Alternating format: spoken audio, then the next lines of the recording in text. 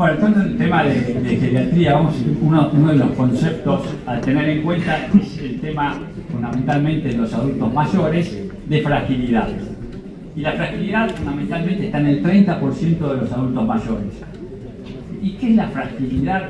Es este concepto que está relacionado con el envejecimiento, que está caracterizado por una falla en los mecanismos que mantienen los diferentes sistemas fisiológicos que funcionen de una manera adecuada. Esto hace, por ejemplo, que un individuo que tenga 70 años parezca de 50, u otro individuo que tenga 70 años parezca de 90 años. Es decir, lo que más importa no es tanto la edad cronológica que tenga el paciente, sino la edad biológica.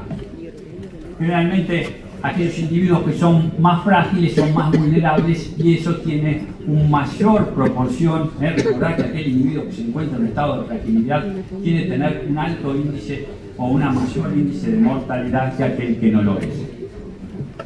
Recordar las 5 características clínicas más representativas de este síndrome, que son la inactividad, la debilidad muscular generalizada, la baja de peso, la fatiga crónica, la disminución de la velocidad de la marcha. Recordar que con 3 o más de estas características hablamos de un paciente frágil. El otro elemento que deben tener en cuenta es que todo paciente anciano, adulto mayor, presenta un deterioro biológico progresivo. ¿Y esto en qué se representa? En que el individuo adulto mayor va a tener una depresión de su sistema inmune, va a tener una disfunción de su sistema neurohormonal, va a tener mayor desarrollo de aterosclerosis.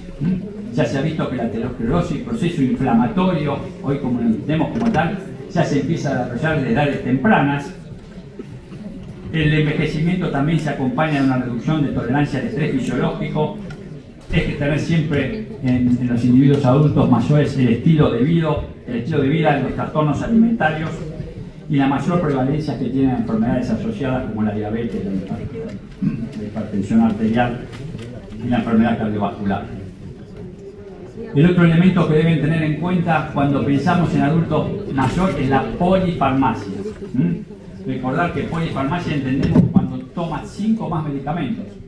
Cuando uno toma 2, 3 medicamentos hablamos de una polifarmacia menor o una oligofarmacia, pero fundamentalmente en geriatría hablamos de polifarmacia cuando el paciente toma más de 5 o más medicamentos. Y esto que tiene que ver, importante de conocer en la polifarmacia, que el paciente va a tener mayor probabilidad de tener reacciones adversas, mayor probabilidad de tener interacciones. Y un elemento importante que debemos tener siempre en cuenta en los adultos mayores, que son las caídas. Entonces es importante siempre hacer una valoración geriátrica integral para poder evaluar la funcionalidad, la cognición, el estado nutricional, social y emocional, las comorbilidades y, como dijimos, la polifarmacia, para poder hacer un buen diagnóstico en estos pacientes. Es decir, que siempre un paciente que está con una polifarmacia es importante que nosotros lo revisemos periódicamente y cuando podamos sacar un fármaco lo hagamos. El otro elemento que tienen que tener en cuenta en esta población, dijimos, son las caídas y el deterioro funcional. Las caídas porque es un principal elemento de morbimortalidad en este grupo etario. Y los factores más predisponentes a las caídas son la sarcopenia, el déficit visual, las neuropatías, la hipotensión ortostática y los fármacos sedantes. Las consecuencias, obviamente, van a ser no solo que puedan tener una fractura, sino la pérdida de autonomía y que estos pacientes tengan que ser institucionalizados. La prevención de caídas previene siempre complicaciones graves y reduce la mortalidad. El 2 a 3% de las personas mayores tienen alta probabilidad de sufrir caídas y una nueva caída en los próximos 6 meses. 1 a 3% van a sufrir fracturas y van a haber tanto factores de riesgo intrínsecos que tienen que ver con la edad propia avanzada del individuo, la artropatía, la depresión, el tabaquismo, las alteraciones cognitivas, la debilidad, pero también hay factores de riesgo extrínsecos, como no utilizar un calzado adecuado, la falta de una buena iluminación, de una falta de seguridad en el baño, donde no haya baranda, no haya elementos de contención, y siempre la polifarmacia, elemento a tener en cuenta. El quinto punto a recordar y llevarnos es que este tipo de pacientes puede tener trastornos cognitivos y afectivos. Estos pacientes tienen una alta prevalencia de demencia, de delirio y de depresión. El delirio, recuerden siempre, es de inicio agudo, reversible y urgente. La depresión, la demencia es de un curso más crónico, más progresivo y generalmente es de tipo irreversible. Importante involucrar siempre a la familia y a los cuidadores en el interrogatorio de estos pacientes en la toma de decisiones. Recordar que muchas veces estos pacientes tienen presentaciones atípicas en la enfermedad, es decir, que muchas veces no están acompañados de los síntomas clásicos. Por ejemplo, en los abdómenes agudos pueden no presentar fiebre, en el infarto de agudo del miocardio muchas veces pueden estar con un cuadro de disnea, con un cuadro sincopal o de confusión. Por eso es importante siempre mantener un alto índice de sospecha clínica. Recordar que la demencia en este tipo de pacientes está frecuentemente infradiagnosticada e infravalorada, y que los tipos más frecuentes de demencia son la enfermedad de Alzheimer. Recuerden siempre que como primer elemento a tomar en cuenta en la enfermedad de Alzheimer es la alteración en la memoria reciente, la demencia vascular, las demencias con cuerpos de Lewy, la demencia frontotemporal, que esas vemos en gente más joven, y que muchas veces están asociados a los fármacos. El diagnóstico de demencia fundamentalmente se basa en los síntomas cognitivos, conductuales y funcionales. Es importante en lo que deben cumplir estos tipos de pacientes a la hora de evidenciar un deterioro cognitivo, buscar alguna de estas alteraciones en la atención compleja, en la función ejecutiva, en el aprendizaje y memoria, en el lenguaje, en la cognición perceptivo-motora y en la cognición social. El otro elemento que debemos tener en cuenta como concepto es la sarcopenia, es la pérdida progresiva de la masa, de la fuerza y de la función muscular. Ya no es solo la pérdida de la masa muscular, sino también de la función muscular, especialmente la fuerza. Afecta aproximadamente al 10 al 40% de los adultos mayores, y la sarcopenia se asocia a mayor riesgo de caídas y fracturas, a pérdida de la autonomía, hospitalizaciones frecuentes y aumento de la mortalidad. Recordar que hay una sarcopenia primaria relacionada propiamente con la edad y hay una sarcopenia secundaria relacionada con la actividad física asociada a enfermedades inflamatorias, a neoplasias o relacionadas también con la nutrición. El octavo punto que debemos tener en cuenta es el síncope. Este es un desafío para nosotros, para los clínicos, y es clave que fundamentalmente estemos atentos a ciertas particularidades en este tipo de población, donde recordar que el síncope es una pérdida transitoria de la conciencia con recuperación espontánea y completa, causada por hipoperfusión cerebral global transitoria. Siempre involucra pérdida del tono postural y del conocimiento con recuperación rápida. Y a veces puede tener una presentación atípica. Recordar que muchas veces estos pacientes presentan amnesia de los eventos y entonces por ahí no lo transmiten correctamente. Entonces puede confundirse con caídas, con accidentes cerebrovasculares, con crisis compulsivas. Y siempre la causa es de tipo multifactorial. Recordar que es una causa frecuente de consulta en guardias, el cuadro sincopal. De estos un 40% se internan y de estos generalmente el 80% de los pacientes que presentan síncope son gerontes. Tener en cuenta la polifarmacia, la hipersensibilidad del seno carotidio, la hipertensión ortostática, las arritmias, la valvulopatía aórtica, los cuadros anémicos y nunca subestimar un episodio aislado. El suicidio, del cual ya vamos a tener ahora todas las características dadas por el coordinador del módulo. Recordar que en las Américas hubo en el 2019 100.000 suicidios, 79% hombres. Y es importante que nosotros reconozcamos los indicadores de riesgo de intento suicida, que pueden ser verbales, conductuales, emocionales o clínicos. Dentro de los verbales expresos, no vale la pena seguir viviendo. Conductuales, el aislamiento social. Los emocionales, cognitivos, la desesperanza, la culpa intensa, el insomnio, las variaciones extremas en el ánimo.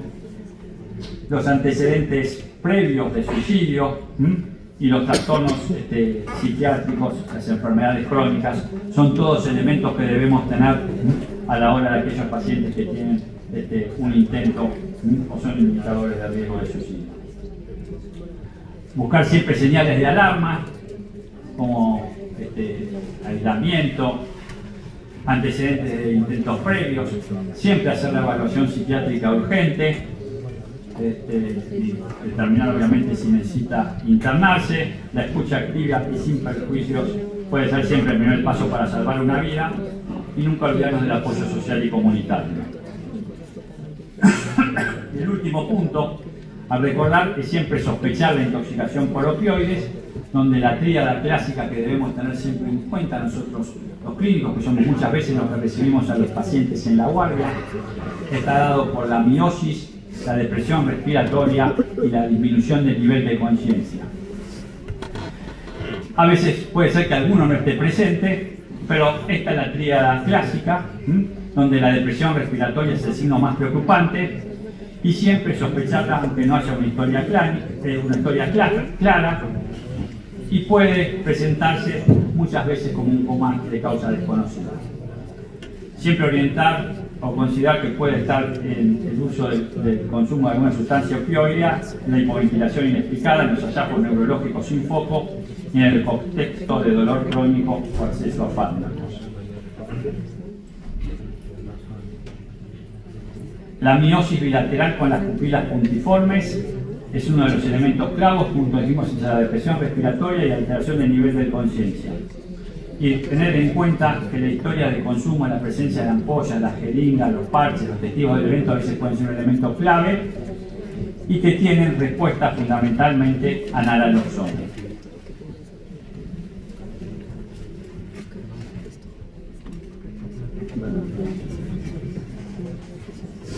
Bueno, tenemos tiempo de hacer unas preguntitas antes de empezar ya con el módulo específico de salud mental. En relación al suicidio, marque la opción incorrecta. Los ancianos mayores de 85 años tienen una tasa de suicidio 4 veces mayor a la de la población general. Los intentos de suicidio se dan mayoritariamente en mujeres. El 60% de las personas que logran suicidarse son mujeres. El síndrome depresivo aumenta la posibilidad de suicidio y las fechas emocionalmente significativas aumentan el riesgo de suicidio.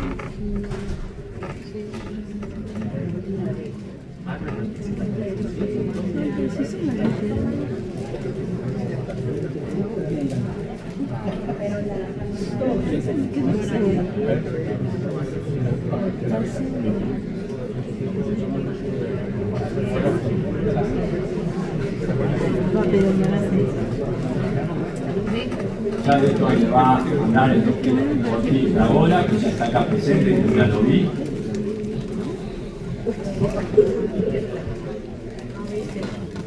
Bueno, va a venir bien que tengamos el módulo de salud mental.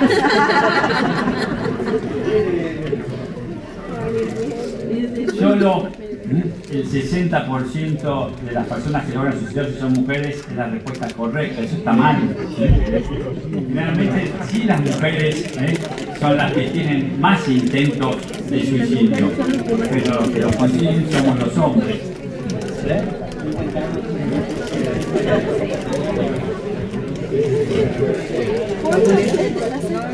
Los adultos mayores tienen más altas tasas de suicidio consumado, fundamentalmente los varones mayores de 75 años. El suicidio en adultos mayores es un tema central en la práctica clínica. Generalmente, a diferencia de las mujeres, que las mujeres no tienen desenlaces fatales, utilizan por ahí Elementos parecidos que son un poco más leves, toma de fármacos o cortarse. El hombre generalmente toma conductas más agresivas que no dan la posibilidad de recuperarse, que pueden ser las heridas de arma de fuego. Y muchas veces, bueno, también es subregistrado. Bueno, ya tuvimos, no me voy a estar, vamos a tener acá al profesor que nos va a hablar excelentemente sobre todo esto. Esta segunda pregunta, ya con esto finalizamos. Paciente masculino de 22 años asiste a fiesta electrónica, tras consumo recreativo presenta convulsiones, pérdida de conciencia, está taquicárdico, sudoración profusa, febril, hipertenso, pupilas midriáticas, rigidez muscular media. ¿Qué sospecha usted? Tiene que tomar en cuenta todas estas manifestaciones que presenta el paciente, que generalmente le va a todos nosotros, a los que hacen guardia les va a pasar de presentarse un paciente con estas características. ¿Y cuál puede ser? ¿Un síndrome alucinógeno, un síndrome serotoninérgico, un síndrome anticolinérgico o un síndrome opioide?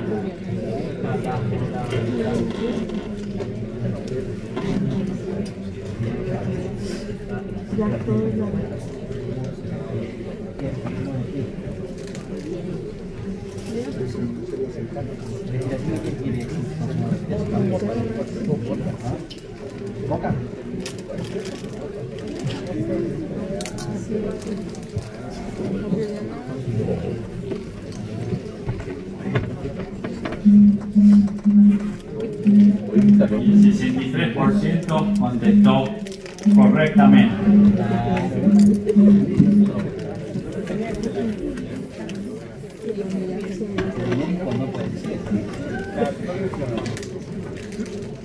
Recuerden que el síndrome serotoninérgico es una urgencia clínica que debemos todos conocer y actuar rápidamente. La tríada clásica está dada por los cambios mentales, la disfunción autonómica y la hiperactividad neuromuscular, que generalmente el paciente va a tener trastornos neurológicos, psiquiátricos con agitación, ansiedad, confusión, delirio, coma. Autonómicos, la presencia de fiebre, de diaforesis, de hipertensión arterial, de taquicardia, de diarrea y de midriasis. Elemento clave, la presencia de encontrar hiperreflexia y clonus. Todo esto hace que el paciente sea muy sugestivo de un síndrome serotoninérgico. Recordando como puntos claves para nosotros, para los clínicos: clonus más hiperreflexia, más fiebre, hipertensión arterial, taquicardia, diarrea, midriasis, serotoninérgico, la piel seca más recesión urinaria, más delirio, más fiebre, taquicardia, y midriasis. Puede ser un síndrome anticolinérgico, recordar la atropina, los antihistamínicos, los físicos. Y las alucinaciones con midriasis, que tiene movimientos desorganizados, pero no tiene clonus, generalmente pueden ser consideradas por drogas alucinógenas, entre los cuales el éxtasis, que muchas veces se puede dar complicado. Se puede combinar el éxtasis con un síndrome serotoninérgico, se puede combinar un elemento más que el otro, pero son elementos a tener en cuenta. Y a diferencia de los opioides que tienen miosis puntiforme con depresión respiratoria. Y bueno, con esto ya vamos a finalizar porque está acá el doctor Ortiz Fabra, doctor Mercado.